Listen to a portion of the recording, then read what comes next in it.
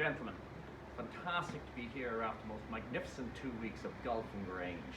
I know Captain Grania is facing into her week now, and we wish her the very best, and I hope it's half as good as my 2 weeks. Started 2 weeks ago on the Monday, and myself and Grania went to the Captain's Prize for the juniors, and we were there with Captain Ella and Captain Kieran, and that was an absolutely super day to see the future of the club and all the upcoming talent. And a big thanks to Kevin Clear and all of his committee. They are the committee do a huge amount of heavy lifting in Grange, so well done to them and the juniors. The week went on and weather came into the discussion every day that went by. We had to cancel the Wednesday outing sponsored by the Cronins, and I was delighted to see that we got the course open on the Thursday, and buggies were allowed out as well, which are very important for seniors. So we got a field of 116 out on the Thursday, and Tom Sinnott had a magnificent score of 28 on that day. The weather got a little bit better on Friday, Saturday and Sunday when we moved to my prize, and the scoring in each day was consistent, and of two magnificent scores of 64 from Maurice Carey and Sean McRae led the field, a very packed field it must be said.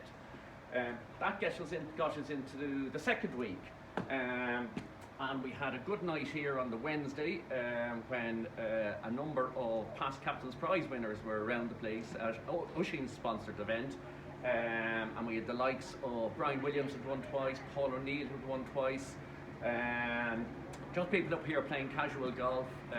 Who else there? Donald Cronall, John Fennell, all past winners of Captain's Prize winners. But in particular, Barry O'Donovan was there, and I mentioned Barry because Barry's better half, Grace, has for the last many years put the prizes, prize presentation together for the men, and special thanks to Grace. Into the prizes then. The second day on the Thursday for the seniors, an absolute miserable day it has to be said, and Mick Quinn came in with a magnificent 29 points to pip Tom Sinnott. Mick gave us a few words. He was around here with the casual diners on the Saturday, and Mick spoke very eloquently about his playing partners and about the effort of Tom Sinnott and that as well. So well done Mick, and hard luck Tom.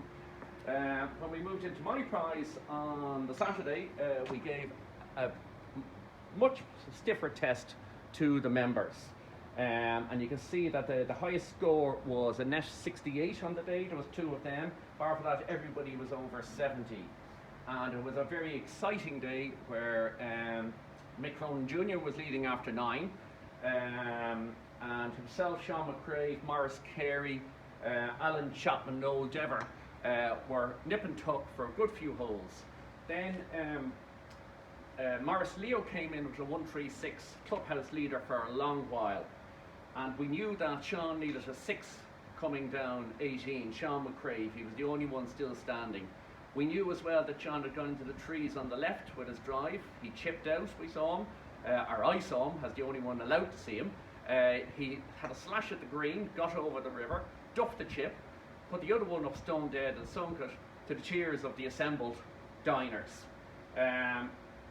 Sean spoke very well afterwards. He gave us a few words.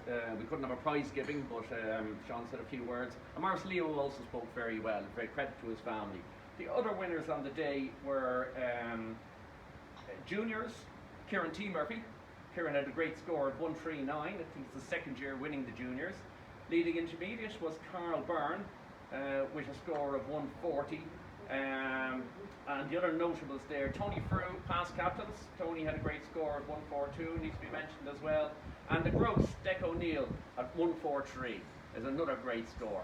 So bar for all of that, folks, I just like to thank all of the committees and the operational staff here, course, catering, bar, for getting me through 2 fantastic weeks. Thank you all very much.